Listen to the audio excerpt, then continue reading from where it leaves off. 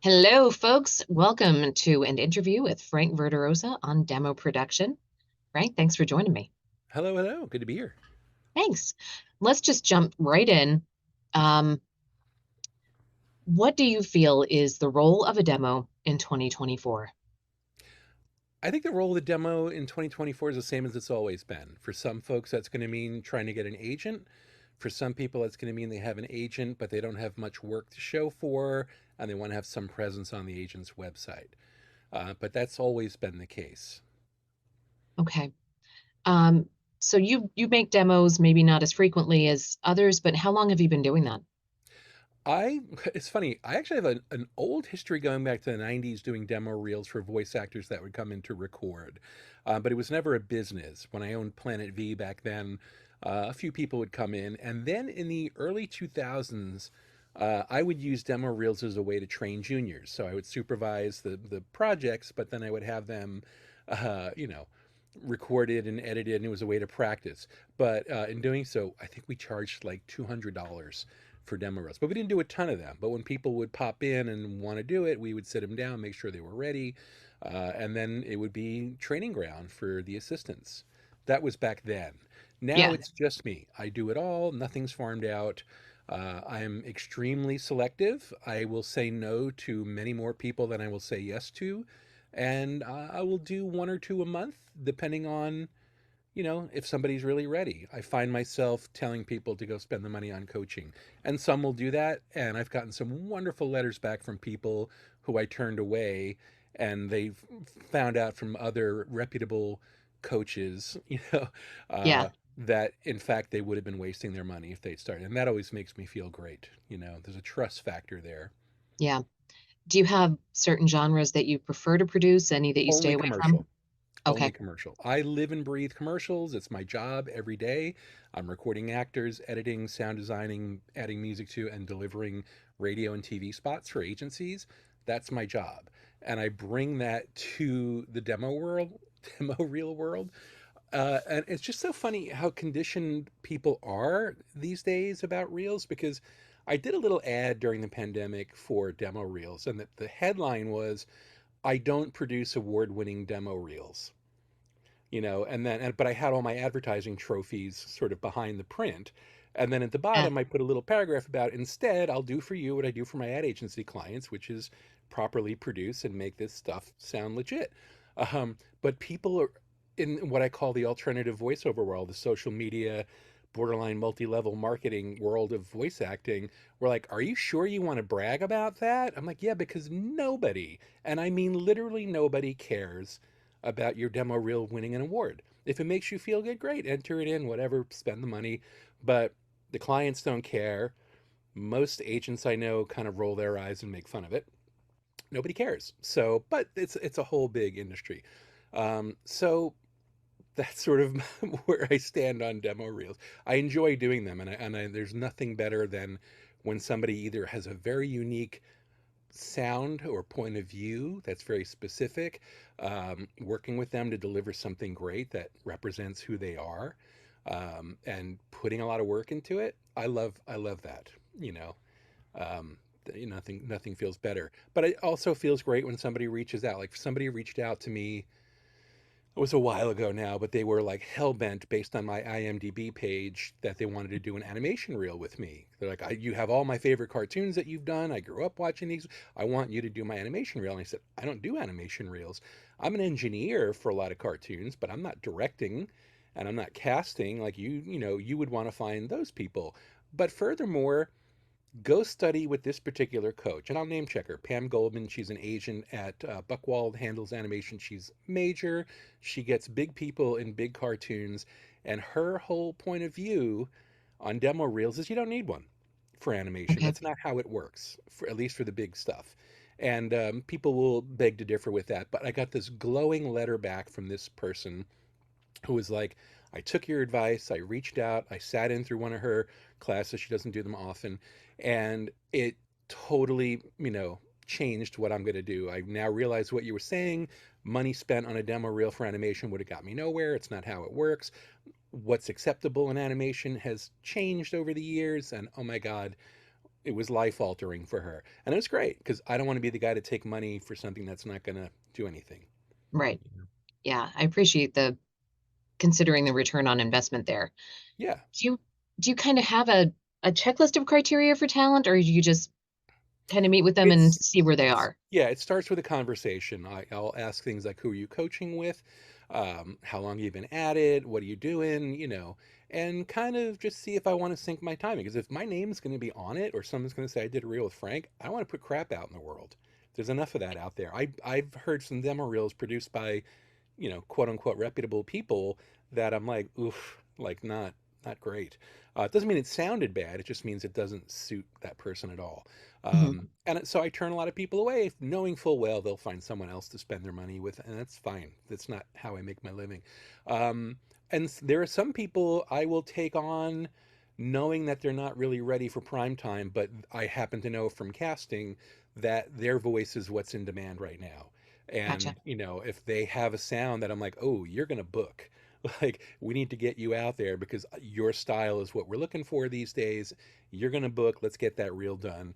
And then you have to promise me you're going to go study with a couple of really good coaches, and I'll give them some of those names um, to improve. But, and nothing makes me happier than when somebody reaches back out and says they signed. Or that they're freelancing with a couple of agents and they're getting auditions or they've booked something. I love that. Cool. Do you have a set cost? I do. Anyone who wants to know can go to my website. I kind of itemize it and break it down there. Okay. It's a process. If you're going to do one with me, and if we're going to meet and agree to do it, it's a lot of work. We do multiple record sessions. You're doing it from home because we're in an age where it's expected for you to have a home studio. And what better way to tell an agent this my home studio works than to say everything you're hearing was done there, which is Yeah. pretty important. And tons of post production and music licensing and all the stuff that goes into it too. So it's a lot of work for me and for the actor, but I enjoy it. But again, I have the luxury of not saying yes to everything that crosses my plate because that's Right. not how I make a living. So And as far as scripts for these, do you provide the scripts? Are they custom written? Do the clients come in with them? it's a mixture of everything. I just started with somebody that's going to be we're going to be doing our recording this week, and they initially sent over a bunch of things they wrote because their coach said, just go do this. And I looked at it and listened to their take on it and said, yeah, this is an ad copy. So I happen, because I've been doing this for so long, I've got tons and tons of old scripts that we will just rework and punch that sound like ad speak or Okay. kind of create something in sculpt like I did a reel for somebody but a specific brand they really wanted to do. So we made one, and it was a cute spot. So it's a little bit of everything. You can't take entire old spots, I feel, and drop a new voice into it because that's not fair to that person that might have it on their reel. However, if the spot's 20 years old, it shouldn't be on that reel anymore anyway. Truth. One of the things I also offer is demo reel re-edits. I've got people who are like, my reel's 10 years old. I've done all these great spots. Here's everything. And we'll sculpt together a new reel using all the new work. So that's a whole different thing. Okay. So you do some a la carte stuff where people can just come to you with work that they already have and you just kind of Yeah. freshen Working it up. voice actors that have a bunch of reels, a bunch of spots that they've been doing and have access to. That's the hardest part. Any actor will tell you is chasing down the work to get it. But then I will sort of pull it and put together a reel out of that spot and help them decide what should lead. Okay. So yeah. All right. So the final question that I have for you is in the years that you've been in the industry, what kind of changes have you seen to bring us where we are now? In regards to what? The style of demo production, the place in our industry for them, the standards for the demo, Yeah, really. I don't. It's that's a really hard thing because demo reel again, not something I live and breathe, but I enjoy. But I will tell you, you have to sort of ignore social media when it comes to this. You have to really vet the people that are doing it. What are they charging? What are you getting for that? Um, but I will tell you stories. A couple from here at Digital Arts where I worked with somebody on a project just before lockdown, maybe a couple of months before COVID, and they were fantastic.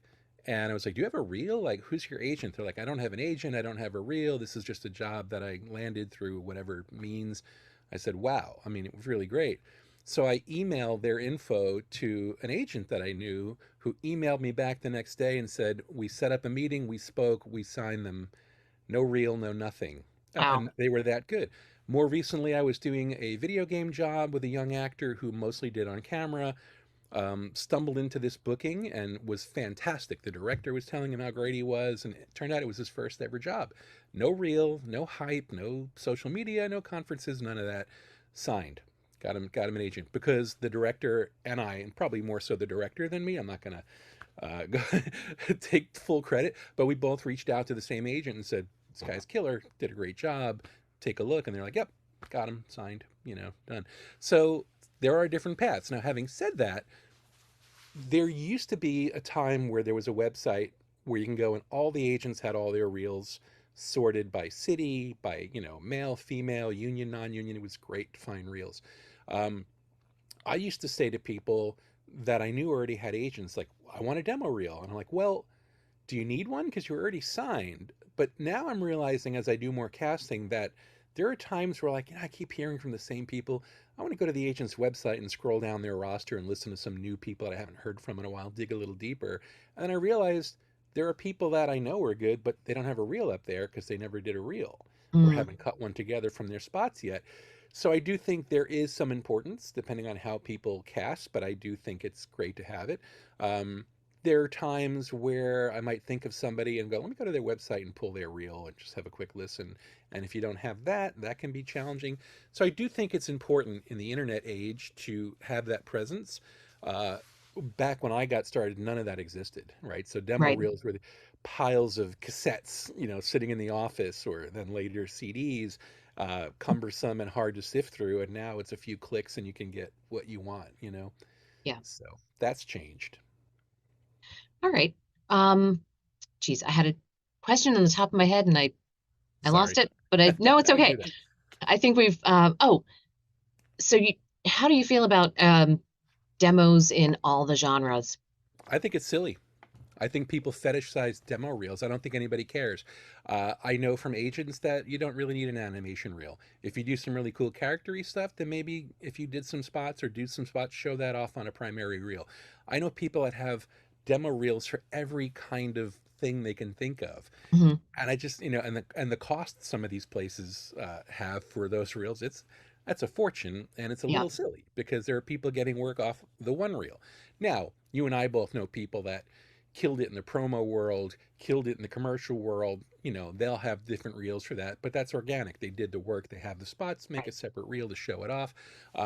There are different genres. If you are known for animation work and you then also do commercial work, then sure, maybe you might end up having both organically. But to hit the ground and just spend all that money on every single different reel, like, where does that get you? Nobody from Disney is combing websites looking for the fresh new voice. Nobody from the big cartoon companies are like looking for random people when they have proven pathways toward finding great talent. right. And not the least of which is good agents. Yeah. All So, right. Well, I think that pretty much rounds up all of our questions. Thank you for your input and thank you yeah, for your time. I hope it helps. All right. Me too. Thanks. Cheers.